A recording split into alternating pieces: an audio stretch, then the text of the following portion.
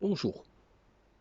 Je ne suis pas une personne qui reste béat devant les infos qui nous sont délivrées tous les jours sur BFM Télé ou sur la 1 ou sur la 2. Je vais également voir les infos qui sont données dans des pays comme l'Allemagne, l'Espagne, l'Italie, la Russie et également les chaînes chinoises.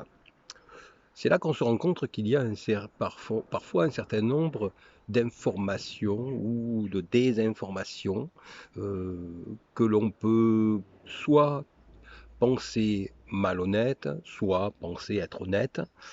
Personnellement, j'ai tendance malgré tout à avoir la naïveté de penser que les informations qui nous sont données nous sont données dans, dans une intention honnête. Et c'est là qu'il faut faire la différence entre le mensonge, malhonnête, et le mensonge dans une intention honnête. À ce titre, prenons un exemple classique. Vous avez certaines personnes qui, lorsqu'elles ont une maladie, peuvent entendre la vérité. Elles vont se battre, et d'autres qui ne vont pas pouvoir l'entendre car ils vont s'effondrer. Et dans ce cas-là, il faut parfois leur cacher la vérité pour qu'ils se battent.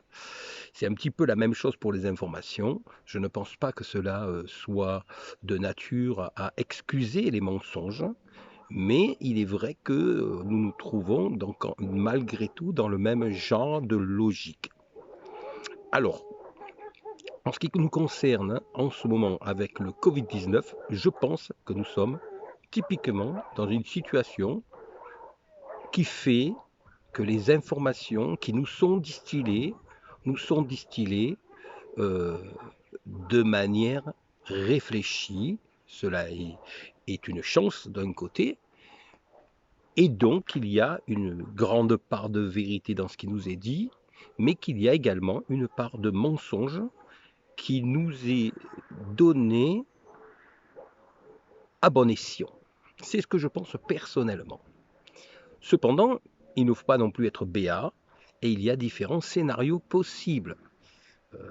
Et donc, je vais commencer ici même une série de petites vidéos où je vais envisager les différents scénarios possibles concernant ce fameux Covid-19 en partant du plus plausible et en allant jusqu'au plus loufoque, car il y a des scénarios totalement loufoques du type des petits bonhommes extraterrestres qui viendraient sur Terre et qui seraient en train de nous envahir. On voit de tout, en passant par les thèses conspirationnistes. Euh, ce n'est pas négatif d'envisager les choses. Jules Verne avait envisagé une foule de choses dont beaucoup se sont révélées plausibles par la suite. Donc même si ce qui est envisagé actuellement de part et d'autre sur Internet, dans différents médias, dans certains pays, n'est pas forcément la réalité, aujourd'hui, qui nous dit que ce ne sera pas une réalité plus tard, dans quelques années. Donc, un petit peu à la manière de Jules Verne, je vais essayer d'envisager, dans les différentes vidéos qui vont suivre, euh, un certain nombre de scénarios euh, présents ou futuristes.